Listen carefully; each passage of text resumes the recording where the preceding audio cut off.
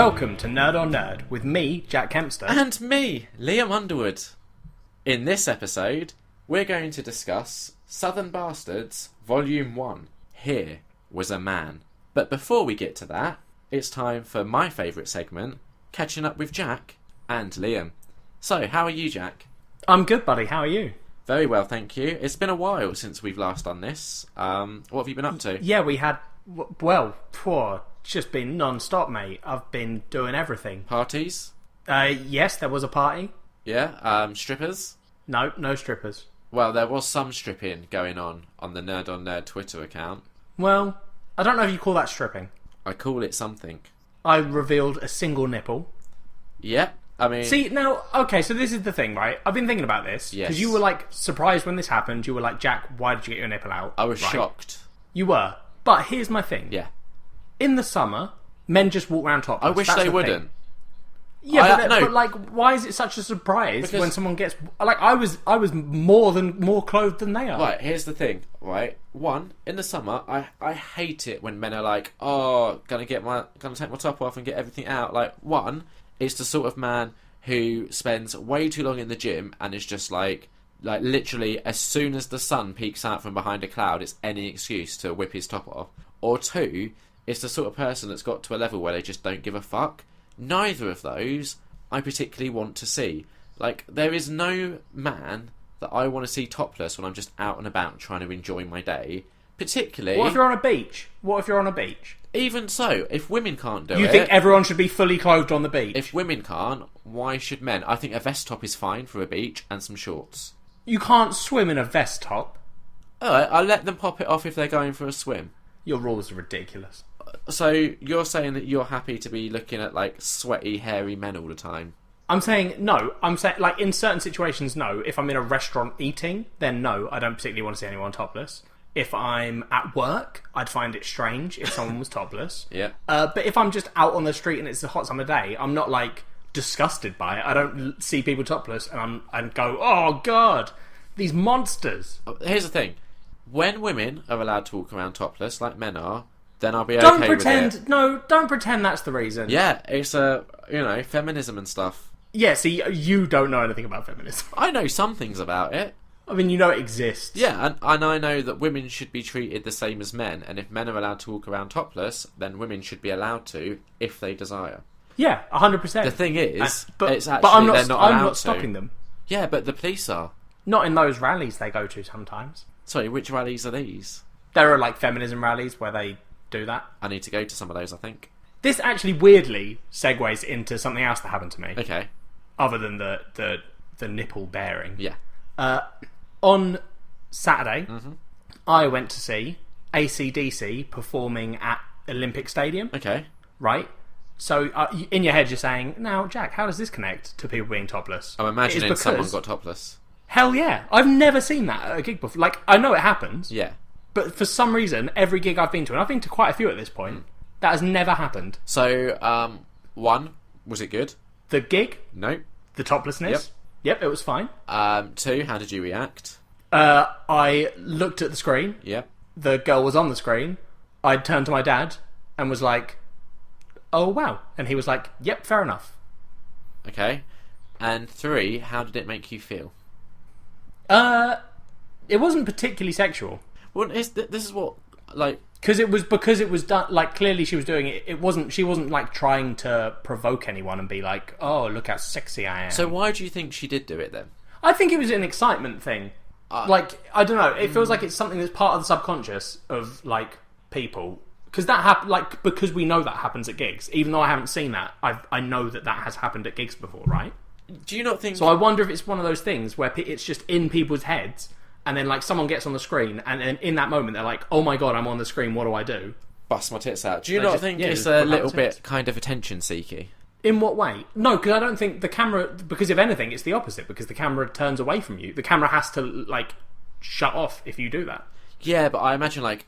Right, they do it, and I imagine, like, a big cheer or something could go up because they've done it. Like, this is how I'm picturing it. Yeah, I think there was a cheer. Yeah. It to me... I don't, like, personally, I have no qualms with how my body looks. If people want to cheer it, I'm happy with that.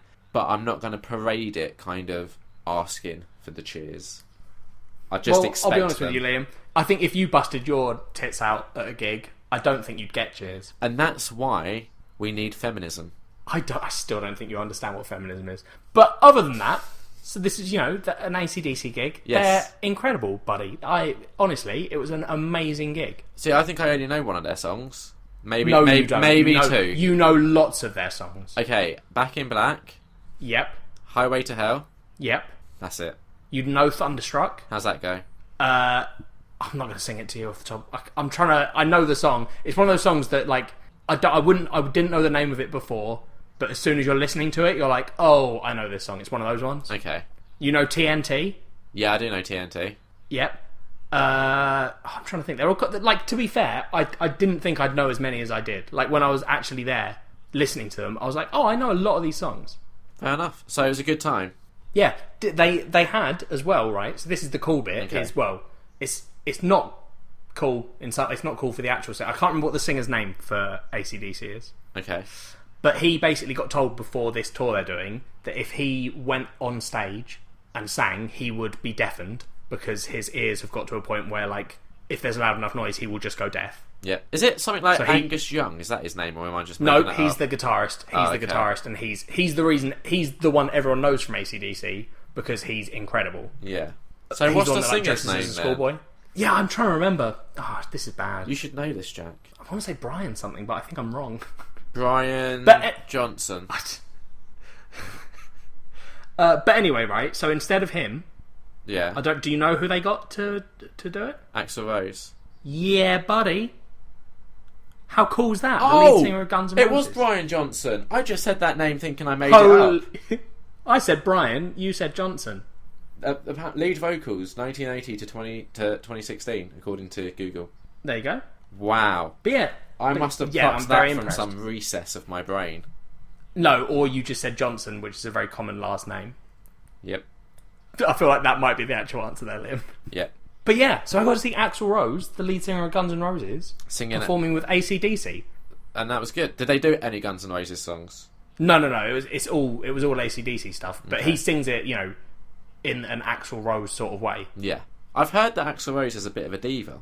Can you confirm? I don't know. I saw him perform live. What do you mean by a bit of a diva? Like, he'll show up late, or he'll demand things backstage. Or... Oh, probably. I mean, he wasn't. I don't think he was late to this gig. Okay. And who was supporting? I'll try and remember their name because they were actually a really good band. Yeah. I think it was like Brian Tyler and the Somethings. It was something Tyler. Okay. Tyler and the Somethings. But they were like this it was a proper sort of bluesy South American, not South American, but south of North America. So like Texas and that. It was that kind of music. Yeah. And they were really good. Well, that's good. There was only one support act though, which was a bit weird. So me and my dad got there because I went with my dad was the one that got the tickets, Of course. and everyone else bailed on him. So he was like, "Do you want to come?" And I was like, "Yeah, So sure." wait, you were his last resort? I mean, I was his last resort out of two people that he asked. Wow. How does that Me feel? being the second one. How does that feel? Fine. Okay. But so we got there. Right, doors opened at 5. Yep. So we were like, we'll get there for 5ish. Then we'll sort of hang around outside, have a couple of drinks, head in, 1:15. That way you're you come on maybe as the second first support starts or just before, so you're not waiting around for ages. Yeah. So we got in, and then 2 hours later the support act came on. Okay. So that was 7, and it was we were just sitting in Olympic Stadium for 2 hours, just every now and again being like, should we go get another beer? So were there seats? Yeah, so we were standing, Right. but what they have there is you've got this upper tier of seats, which are the actual sitting seats. Like, if you've got them, that's your seat. Yeah. You just stay there. Yeah. But then they have these... the stadium has removable seats Okay. at the front. Yeah. So there's, like, the big open bit in the middle, Of course. right? Then to the side of that, you've got all these seats. And basically, it was like, if you're standing, you can just sit on these seats whenever you want. These seats are just part of the standing thing. Okay. So because when we got there weren't that many people there, we just we were like, we don't want to be standing up for because I think we knew the gig was going to finish at 10:30, and we were like, we don't particularly want to be standing around for 5 hours. Yeah. So we'll sort of sit through the first act and then get up for... Well, you're getting old now, aren't you, AC/DC. Jack? So you need to rest those limbs of yours. I'm not, but my dad is. I think you are too. My dad managed to pull his back in the gig. What was that? Just like too much excited dancing? I don't think so. He didn't seem to be doing anything. He just, at the end, he was like, yeah, I think I pulled my back. And I was like, nothing happened. Maybe it was like the tits came up on screen and then he was like searching around for them and then twinged something perhaps. Possibly. I mean, that's probably how I'd do my backing. Yes, well, that's true. And I think me and your dad probably have quite a lot of similarities. I hope not. I think so. If you do, then he's hiding part of his life from me. Probably for the best. Probably. Yeah. So, but yeah, so that's been my sort of 3 weeks. Not done any games or nothing? Oh, well, I've been playing Overwatch. Oh, okay. How's that? Well, I started playing it yesterday and spent 5 to 7 hours just playing it. So, I have the game, but I've yet to play it. What's the story? There isn't one. Right. Well, right. So here's the thing, right? The way Overwatch works is it's very sort of Team Fortress 2-esque, if you ever played that. No. So it's very quick matches, like 10 to 15-ish minutes. Okay. Where you've got like an objective, like some of the matches it's capture the middle point and sort of king of the hill, like hold it as long as you can. Some of the matches are you get the first objective and then you have to like escort a vehicle as it goes around the map and it moves forward when you're next to it, and if you walk away from it, it can be pushed back slowly by the other team. Of course. Right? So it's all these quick like objective-based games. Yeah. So the actual gameplay, there's no story to. You just pick out of all the characters, you can be whoever you want. No matter what team you're on, you can be the same person as someone else. That's all fine. But the actual, like, the game has story. It's just not part of the game. So, if you're playing as someone else, so you're playing as a character, and the other team is playing as the same character. So let's say I'm Tracer. Yeah. How was your teammates distinguish you from the other team? Because I'm on their team. So, what's the how do they know the that? other team have red names above them and slightly red outlines? Okay, that explains it. Sort of standard procedure. As someone that hasn't played it, it's a very good question. Sure. So you'd recommend, would you? Yeah, well, we're playing it after this, Liam. Oh, okay. Well, I'm going to make steak first. Well, you better be playing it after this. Yeah. Or I'm going to punch you in the face. No, I will, but, I'm hungry. And, steak only takes like 6 minutes. I don't think that's true. Yeah. How raw's the steak? What do you mean, how raw's the steak? I don't eat steak. Why not? It's delicious. So I legitimately don't know. I honestly, I don't like plain meat. I find it so boring. So what do you expect your meat to do to appeal to you? Nothing. I just have like chicken Kievs and shit and but that's not stuff good that's for got you. extra flavour. Yeah, Liam, I'm aware.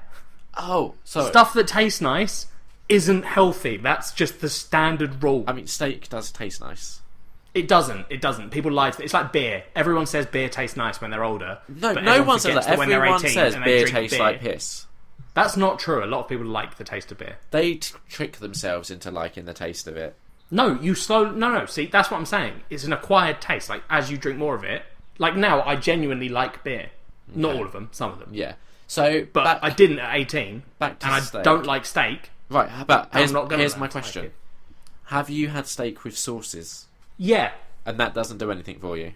It's better. So like steak with a nice peppercorn sauce? Yeah, that's better than just steak. But even then, it's the sauce that I like, not the steak. And what would you have on the side with that? Like chips? Chips? Yeah, I don't know. So I've got steak, baby potatoes, and salad for dinner tonight. That's just a bunch of things that I hate. Well, I'm trying to watch what I eat. Why? You need to fatten up, buddy. Well, I don't think that's the answer. I need to get a bit healthier with my diet. Yeah, that's fair. Especially, I've had probably about 2 weeks now of eating not great, so it's time to buck my ideas now, up. Liam. Yes. Why have you had 2 weeks where you weren't eating great? Oh, so I went to America with work for a week, and then came back and had a week off work to just chill. So that was a lot of takeaways and eating out a lot.